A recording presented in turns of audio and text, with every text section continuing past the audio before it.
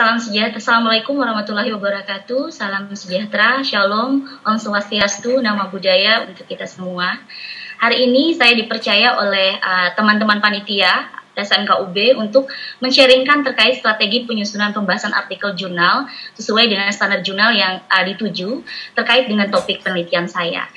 Sebelum memulai sharing terkait pembahasan, mungkin saya akan jabarkan sedikit terkait apa sih topik penelitian saya dan konsep apa yang saya gunakan pada penelitian saya. Oke, jadi kita akan mulai dari topik penelitian ya. Mungkin Bapak Ibu rekan-rekan semuanya yang ada di Juminar maupun YouTube bisa melihat bahwa topik penelitian saya mungkin agak sedikit berbeda dan juga sangat kuali sekali gitu ya. Jadi topik penelitian saya berjudul terkait pengalaman psikologis perempuan suku Dayak Maanyan menjalani adat Ipilah. Jadi memang penelitian ini mengambil tempat di Kalimantan Tengah, tepatnya di pedalaman Kabupaten Barito Timur pada suku Dayak Maanyan. Kemudian dari judul sudah terlihat ya bahwa penelitian ini metode yang digunakan adalah kualitatif dan juga pendekatannya adalah pendekatan fenomenologi interpretatif.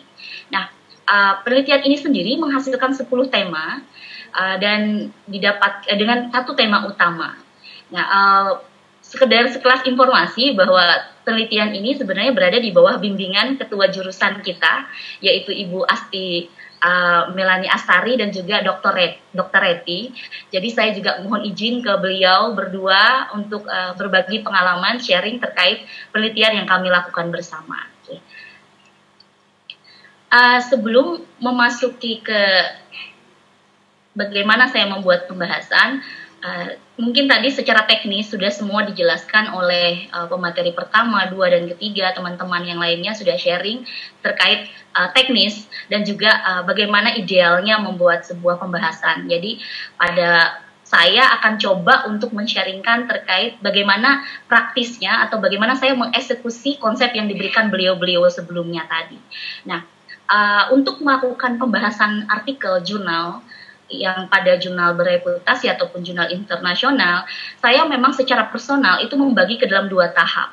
Tahap pertama yaitu tahap persiapan dan tahap kedua adalah tahap kerja. Jadi memang secara personal kita pasti punya cara kita mengeksekusi masing-masing, dan kebetulan saya menggunakan 2 tahap ini. Di tahap persiapan, saya pertama adalah mencari jurnal yang saya tuju dulu. Jadi jurnal yang saya tuju itu apa? Kemudian apakah skop jurnal itu sesuai dengan penelitian yang saya lakukan? Kemudian apakah jurnal tersebut terpercaya atau tidak? Seperti yang dibahas oleh pemateri pertama keynote speaker kita Pak Suryanto tadi.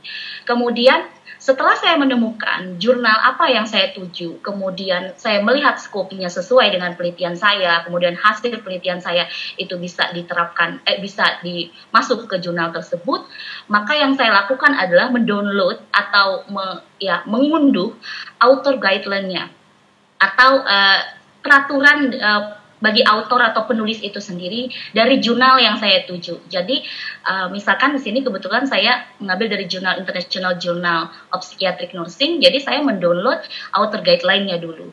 Setelah saya mendownload author guideline-nya atau mengunduh author guideline-nya, yang saya lakukan adalah melakukan menganalisis author guideline tersebut. Jadi bukan hanya kita download kemudian selesai gitu, tidak.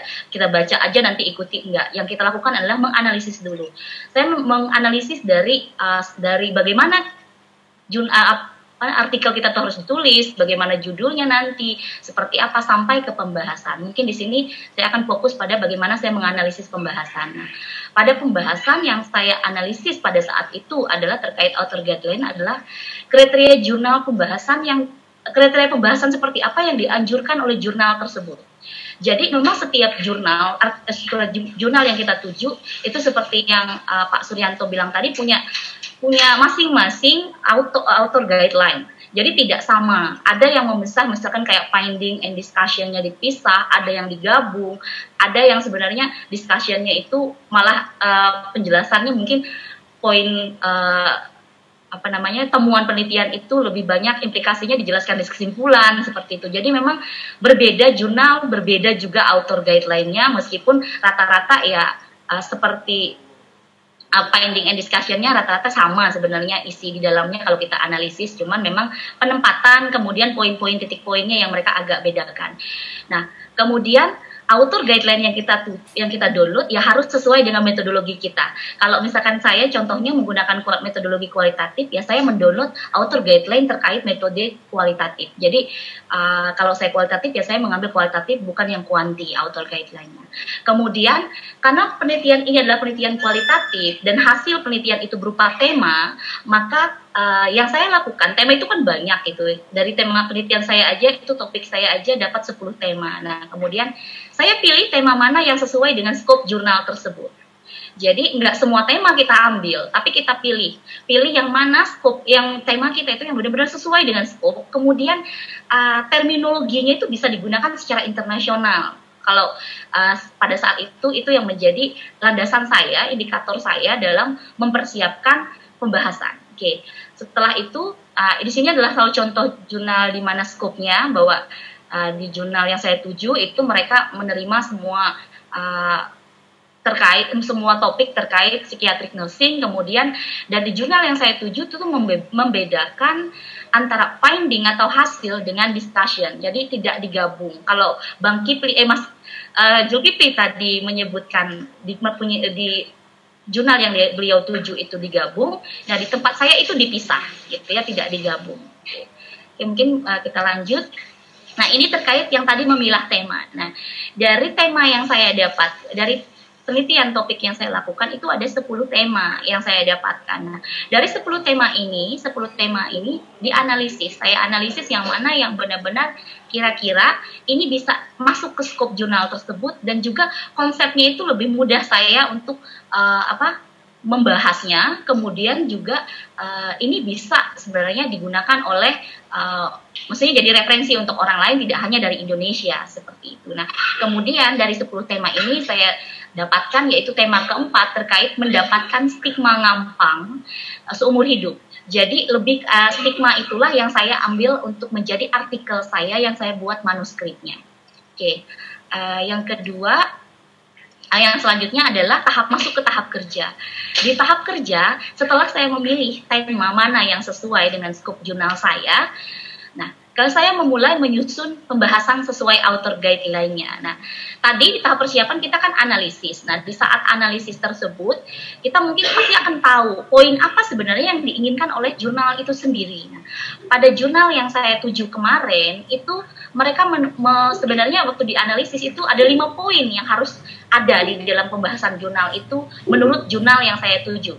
Jadi yang pertama adalah menyertakan dan menjelaskan temuan penelitian kita apa, kemudian menjelaskan pandangan kita sebagai peneliti terkait temuan tersebut, atau bahasa lainnya mungkin yang dikenal oleh kita adalah asumsi peneliti terkait temuan. Kemudian membuktikan apa pandangan kita tersebut dengan riset-riset pendukung atau mungkin teori pendukung seperti itu. Nah, kemudian mereka juga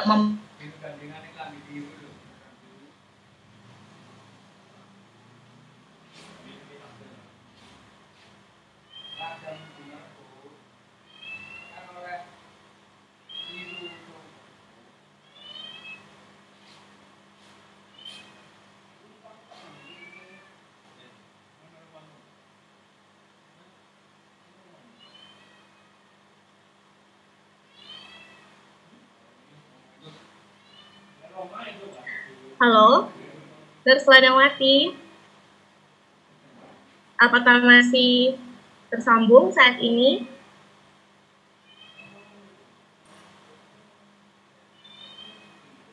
Ya, dari narasumber kita saat ini, untuk itu moderator saya sudah bergabung. Oh iya. Mohon maaf, iya. Ya. Kabel sempat terputus ininya. Oke, saya share lagi ya. Oke.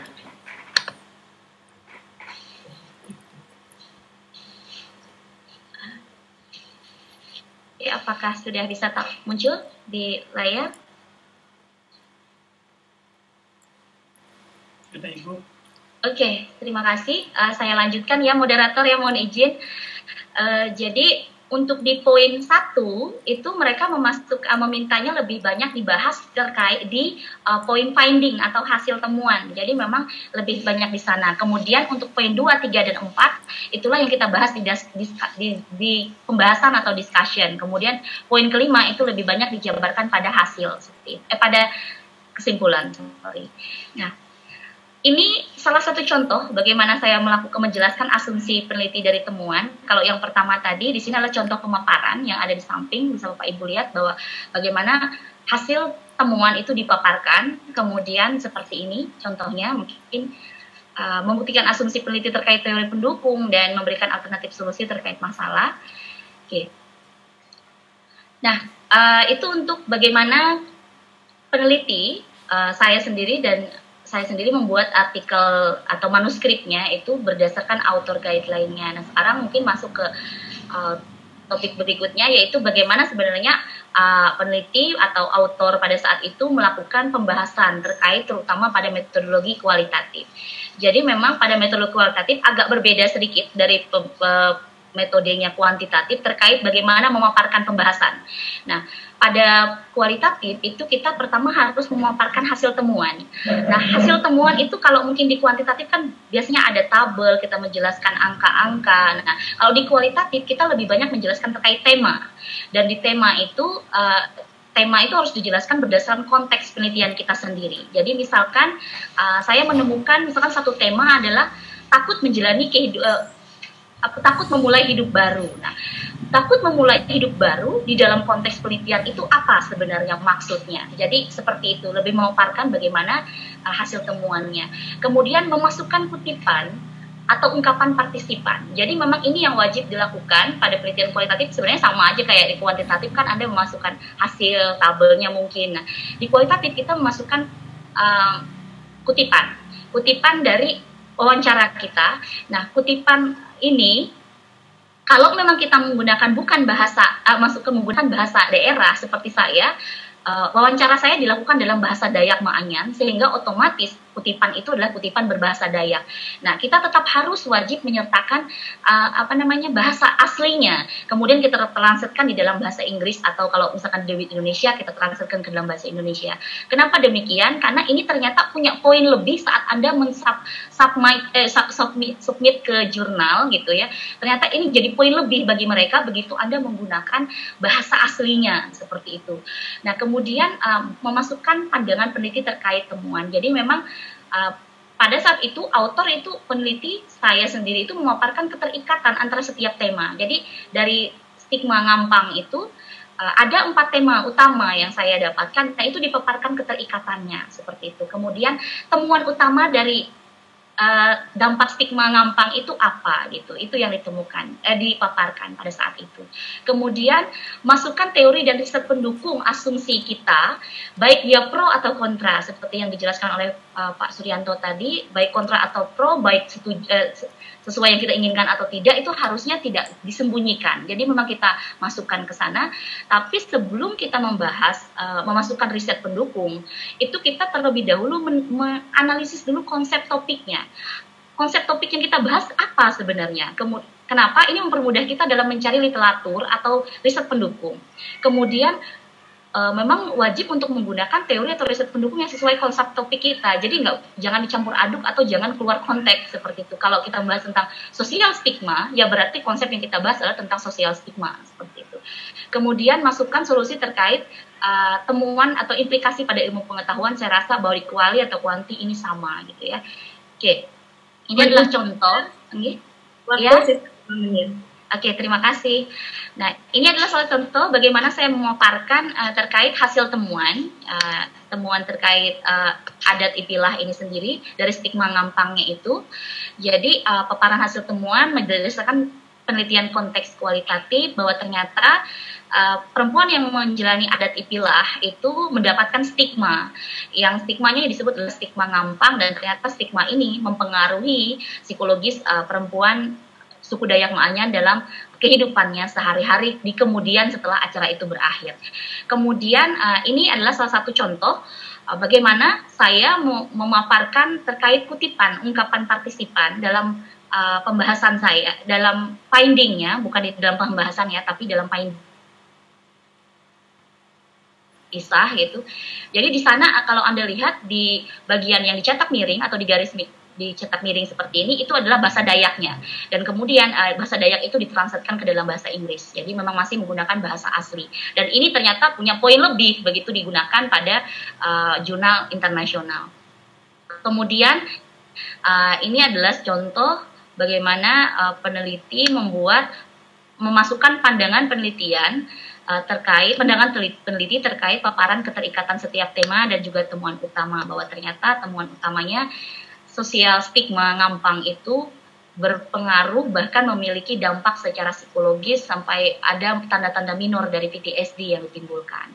Oke, ini adalah salah satu contoh terkait teori riset pendukung asumsi yang digunakan peneliti. Jadi di teori ini peneliti menggunakan empat konsep, yaitu terkait konsep stigma sosial, mekanisme coping, stressor life event, dan traumatic life experience. Jadi ini yang kita analisis terkait manuskrip kita itu sendiri, kemudian solusi terkait temuan atau implikasi.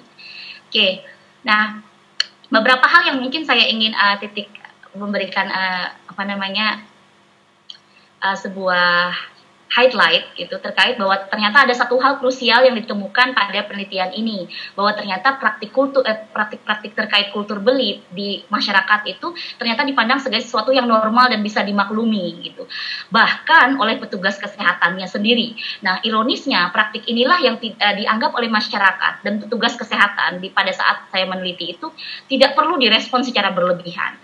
Padahal dari hasil penelitian ini sendiri itu ditemukan beberapa partisipan itu menunjukkan tanda-tanda minor PTSD dari kegiatan-kegiatan adat.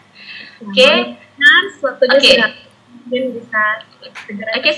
Oke, terima kasih. Ini ada satu lagi ya slide-nya. Nah, terkait tips dan trik. Jadi untuk tips dan trik mungkin hampir sama dengan yang teman-teman yang lain, bahwa dalam pembahasan jurnal pertama adalah kita harus melihat guideline jurnalnya.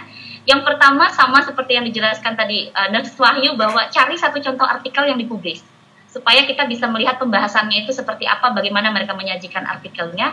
Kemudian usahakan setidaknya 30% dari riset pendukung kita itu berasal dari jurnal yang kita tuju.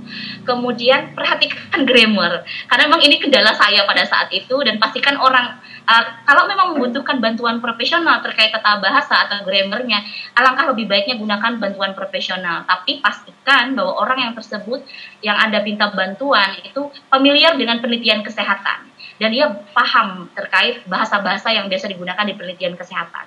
Kemudian bagi penelitian kualitatif, analisis tema Anda apa, dan dari tema itu yang dianalisis adalah skop dan terminologinya bisa digunakan secara internasional atau tidak, seperti itu. Itu saja dari saya, moderator. Terima kasih untuk waktunya.